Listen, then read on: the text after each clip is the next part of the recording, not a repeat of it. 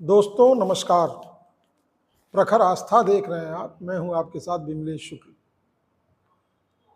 हमारा देश भारतवर्ष उत्सव धर्मी देश है। हमारे यहाँ रीति रिवाज, लोक परंपराएं और बहुत सारी इतिहास से जुड़ी हुई चीज़ें हैं जिन्हें हम त्योहार के रूप में अनवरत रूप से मनाते हुए चले आते हैं। आज गंगा दशहरा है। गंगा दशहरा हिंदी पंचांग के अनुसार ज्येष्ठ मास के शुक्ल पक्ष की 10वीं तिथि को मनाया जाता है। कहते हैं कि 10 तरह के तापों का निवारण गंगा दशहरा के दिन मात्र गंगा स्नान करने से हो जाता है।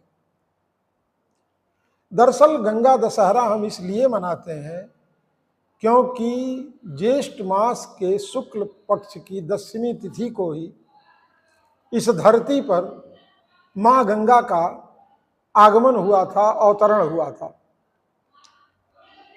इसे हम गंगा अवतरण दिवस के रूप में मनाते हैं और मां गंगा देवभूमि उत्तराखंड के, जो आज वर्तमान में उत्तराखंड है, वहां से निकलती हैं और वहां से निकलते हुए जब धरती पर पहला स्पर्श करती हैं हिमालयी क्षेत्र से आकर के, तो वो जगह है ऋषिकेश। ऋषिकेश से थोड़ा सा पहले हरिद्वार आता है, सटे ही है, और हरिद्वार उसका नाम ही इसलिए पड़ा क्योंकि वो हरि का द्वार है, ईश्वर के निकट जाने का मार्ग है, वहीं से खुलता है। तो गंगा दशहरा क्यों मनाया जाता है, एक अहम सवाल है। आखिर क्या कहानी है इसकी। राजा सगर ने एक बार अश्वमेध यज्ञ किया और अश्वमेध के यज्ञ में एक घोड़ा छोड़ा जाता है।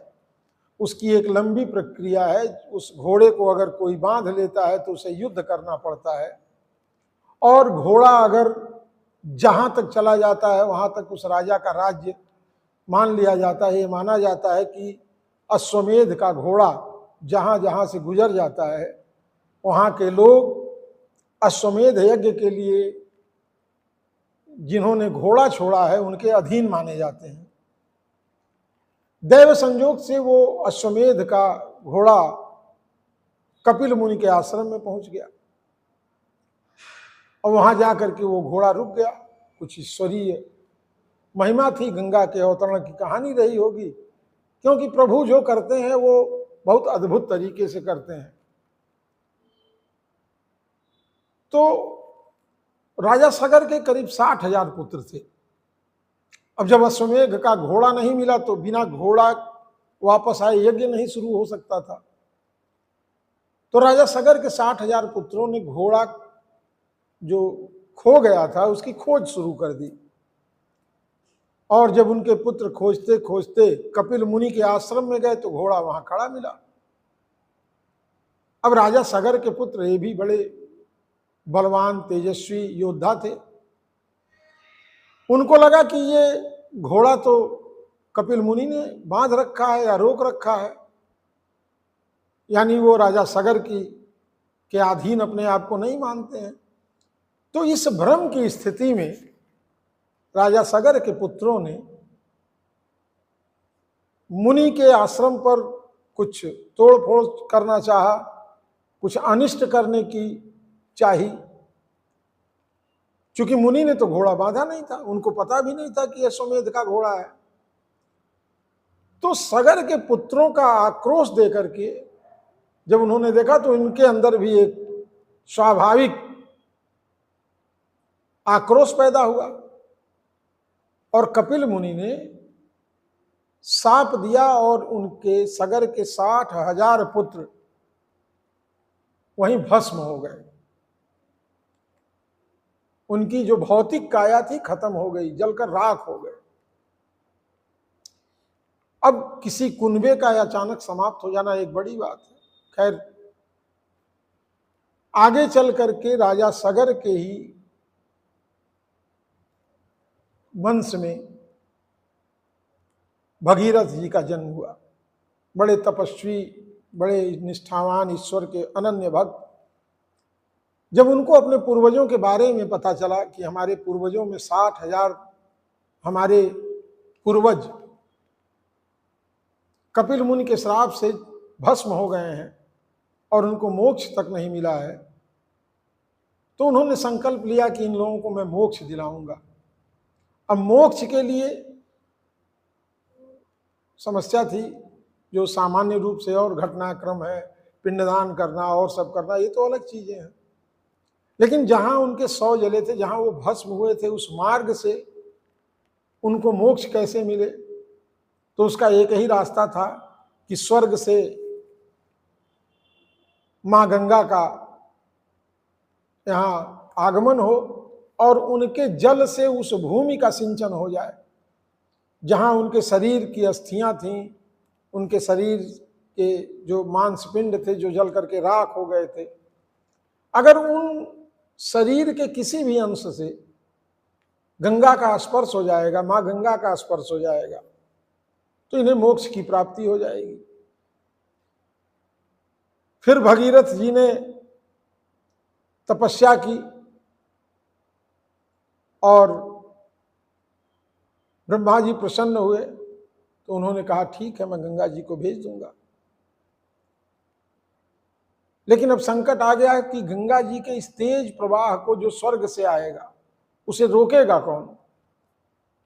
फिर राजा भगीरथ ने एक लंबी तपस्या की, भगवान शिव को प्रसन्न किया। भगवान शिव ने यह आश्वासन दिया, इस बात के लिए आश्वस्त किया कि ठीक है, गंगा जी आए और मैं उन्हें अपनी जटाओं में उलझा करके उनकी रफ्तार को तेज कर दूंगा। क्योंकि गंगा जब स्वर्ग से उतरती तो धरती पर तो तबाही मच जाती। तो भगवान शिव ने, देवाधिदेव महादेव ने ये बीड़ा उठाया और जब गंगा का अवतरण हुआ, जिसे आज हम गंगा दशहरा के रूप में मना रहे हैं, ज्येष्ठ मास के शुक्ल पक्ष की दशमी को, तो भगवान शिव ने अपनी जटाओं में उन्हें धारण किया और भूमि पर ऋषिकेश में उन्हें धीरे से उतार दिया। और आज वही माँ गंगा हमारे जीवन रेखा बन गई है, हमारी जीवन रेखा है। गंगा का पानी कभी अपवित्र और अशुद्ध नहीं होता है। इसके बहुत सारे वैज्ञानिक पहलुओं पर विचार करने के बाद वैज्ञानिकों ने भी मान लिया कि दुनिया का सर्वश्रेष्ठ जल गंगा जल है। इसमें कीटाणु नहीं होते हैं, इसमें बैक्टीरिया नहीं होते हैं, और ये तमाम तरह की औषधियों से तमाम तरह के रोगों का भी हरण करने वाला जल होता है। और हमारी मान्यता भी है कि गंगा का जल निर्मल स्वच्छ होता ही है, ये मुक्तिदाता भी है।